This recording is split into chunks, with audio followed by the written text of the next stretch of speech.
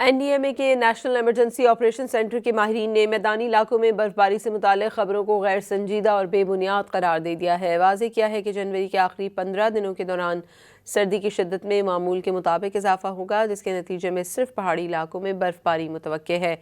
NDMA نے ایک بیان میں کہا کہ 18 جنوری سے ملک میں داخل ہونے والی مغربی ہواؤں کے سلسلے کے باعث آزاد کشمیر، گلگت بلتستان اور خیبر پختونخوا کے بالائی علاقوں میں برفباری متوقع ہے۔